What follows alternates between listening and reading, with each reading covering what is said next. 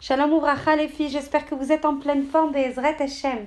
Ce cours donc pour la Refoua Shelema Be'ezrat Hashem de Gisèle Mama Simcha Bat Cécile. Be'ezrat Hashem, qu'elle puisse bénéficier d'une briout shlema, qu'elle puisse avoir une achlama meira, et ce au sein de tous les malades du Ham Israël Be'ezrat Hashem. Beaucoup de Yeshuot pour Gisèle Mama Simcha Bat Cécile Be'ezrat Hashem. On continue pour dans la stricte continuité du cours qu'on a réalisé Baruch Hashem hier sur la délectation de la proximité d'Akadosh Baruch Hu. On disait qu'il n'y avait pas plus grande délectation, plus grande lumière, plus grande délice en fait, plus grande délice. Et ce, évidemment, quand on est en conformité avec le Ratzon d'Hachem, quand on est en chibour, grâce à la Torah, à l'observation de la Torah et des mitzvot, alors on est conscient qu'il n'y a pas plus grand bonheur, il n'y a pas source d'apaisement, il n'y a pas source de remplissement de soi. Je ne sais pas si on dit remplissement, mais vous m'avez compris, on est rempli d'Akadosh Baruch Hu. Et donc du coup, quand on est rempli d'Akadosh Baruch Hu, on n'a plus de brèche, on n'a plus de faille, on n'a plus d'interstice en fait, où le dikaon, le désespoir, la tristesse, la hatzvout peuvent s'infiltrer. Plus on est rempli d'Hachem et plus on est en cohérence complète avec sa neshama. Parce que c'est ça en fait, souvent le dikaon, la tristesse, les hauts, les bas, les sfekot, tout ça vient d'un décalage entre ce que la neshama aspire, donc il y a une sheifa de la neshama, et nous, ce qu'on a la capacité, enfin ce qu'on a la capacité à faire. En tout cas, ce qu'on prend le choix de réaliser. En fait, quand on prend conscience qu'on a tout, que Hachem, non seulement il est le Baal de toutes les Yecholot, et qu'en plus il ne veut faire que notre bien, plus que n'importe quel ami, quelle famille, n'importe qui autour de nous ne peut pas avoir le même amour infini, puisque l'amour, en fait, que ce soit d'un mari, d'une femme, des enfants, etc., c'est mukbal, c'est, comme on dit, limité. A contrario, celui d'Akadosh Baruch Hu, il est infini, il nous a créé que pour nous donner. Donc vous imaginez, mais on a tout en fait, on a tout, on n'a pas de doute à avoir, on doit être rempli d'une émouna shlema, ça n'est pas qu'une chanson, il faut travailler sur la émouna shlema complète, absolue, vraiment pas chelkit, mais vraiment travailler la émouna comme un muscle et ce au quotidien. Et comment on travaille? Si on n'étudie pas, on risque pas de savoir, et si on ne prie pas, on risque pas de recevoir. Donc forcément, les deux leviers, les deux piliers Be'ezrat Hashem sur lesquels il faut travailler, c'est l'étude, mais évidemment beaucoup plus consistante que ces quelques minutes par jour. Toutes les opportunités doivent être, protégées, préservées.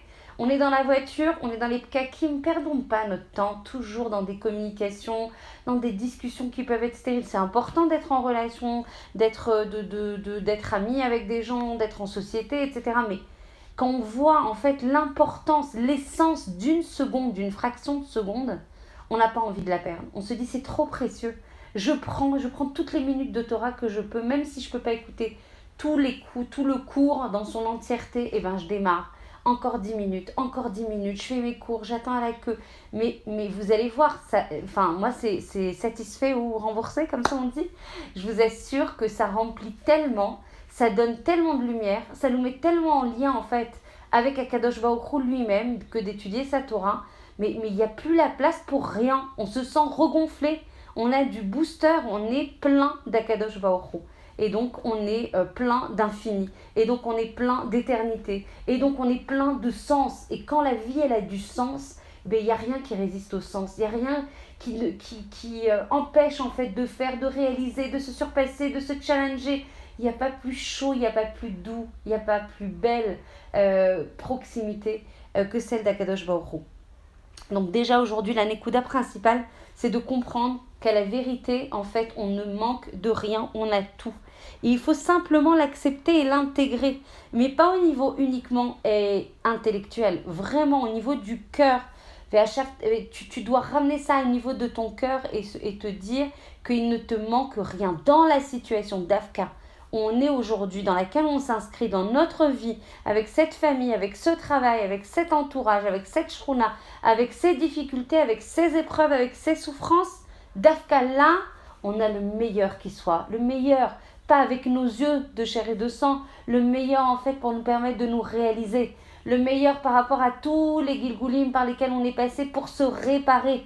On ne vient pas en Gilgoul pour rien. Et on sait que l'ensemble de notre génération, ce sont pas des Neshamot neuves, ce sont des Neshamot réincarnées. Ça veut dire qu'il y a des réparations à faire. Ça veut dire qu'il y a tout un parcours de vie. Ça veut dire qu'en fait, la vision que l'on a aujourd'hui de nous, ici à l'instant T, n'est absolument pas globale, n'est absolument pas complète, est absolument partielle.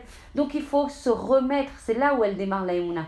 La Emouna, c'est justement quand la raison se termine, quand il n'y a pas de raison aux choses, alors là, la Emouna. S'il y avait des raisons, il n'y aurait pas besoin de croire. Donc souvent on me dit je suis pleine de Emouna, mais en même temps quand je ne comprends pas, ça y est, je monte et je descends, je monte et je descends. Donc tu n'as pas la Emouna. Donc il faut bosser la Emouna. Je ne dis pas que c'est simple, je ne dis pas que c'est un exercice simple.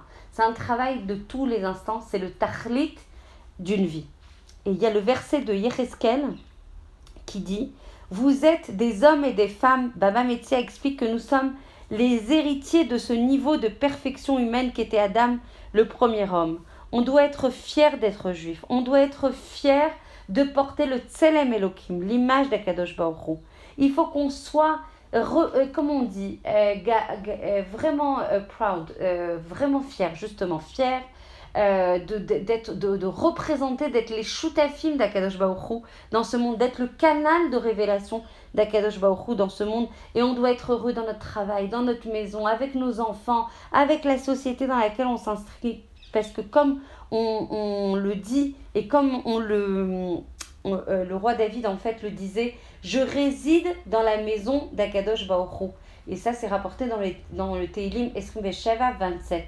On est heureux de jouir de la présence d'Akadosh Baruch Hu dans nos foyers, grâce à l'accomplissement des mitzvot, grâce à la conformité de nos actions par rapport à sa volonté. Pourquoi alors on a besoin d'aller se nourrir, d'aller s'alimenter, d'aller se remplir de satisfactions qui ne sont absolument pas de l'ordre de la vérité, qui sont illusoires, qui sont mensongères. Quand on sort en fait du chemin de la Torah, on est dans le Olam, il n'y a pas d'intermédiaire. Cherchez pas le côté Benoni, je fais un peu de ci, je saupoudre un peu de ça. Il n'y a pas. C'est soit tu es dans la vérité, il n'y a pas de « et la vérité, mais je veux bien faire des entorses », etc. Soit tu es dans la vérité, soit tu n'es pas dans la vérité. Donc aujourd'hui, il faut choisir, et on dit que c'est ça notre épreuve avant le Mashiach, c'est de choisir son camp. Qu'est-ce que tu veux ? Qu'est-ce que tu veux être ? Comment tu veux te projeter ? Tu veux la vérité ou tu veux le contraire, lo alenu ? Si tu veux la vérité, tu sais où elle est ? C'est chez Akadosh Baruch Hu, c'est dans sa Torah, c'est dans son Ratson.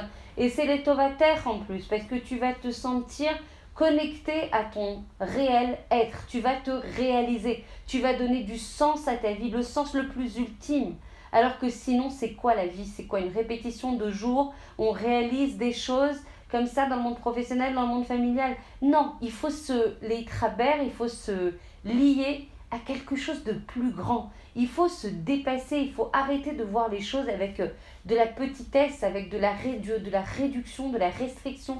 Il faut les travers à des projets plus grands. Moi, je veux être quoi ? Je veux me réaliser comment ? J'ai quoi comme tafkid ? Il faut donner de la hauteur de vue, du recul, comment dire, oui, du sens dans l'existence. Existence, ça veut dire comment je dois exister. Qu'est-ce que je fais des années qui me sont offertes, de cette journée, de ces minutes, de ces secondes, j'en fais quoi ? Je les remplis de quoi ? Est-ce que je vais dans le monde de la vérité qui est là ? Chotemet d'Akadosh Baruch Hu, le tampon d'Akadosh Baruch Hu, ou le Khalila, je vais complètement dans des plaisirs futiles, stériles, qui ne vont absolument pas me remplir et qui vont laisser un grand vide. Et après on se demande, mais pourquoi on n'a pas de morale ?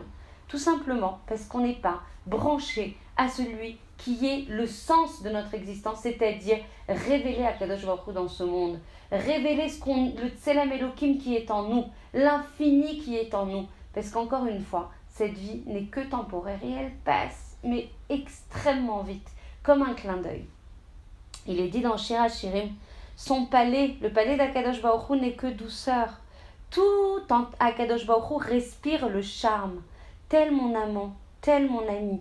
Si l'on s'habitue à diriger nos yeux vers le véritable, vers l'éternel bonheur, si on s'éduque à regarder, à travailler à l'intérieur de nous-mêmes, on verra comment une vie conforme strictement à la Torah renferme du plaisir, de la joie, de l'apaisement. Les mitzvot sont extrêmement variés. Le Shabbat, les fêtes, tout a un goût différent. Il n'y a pas de routine.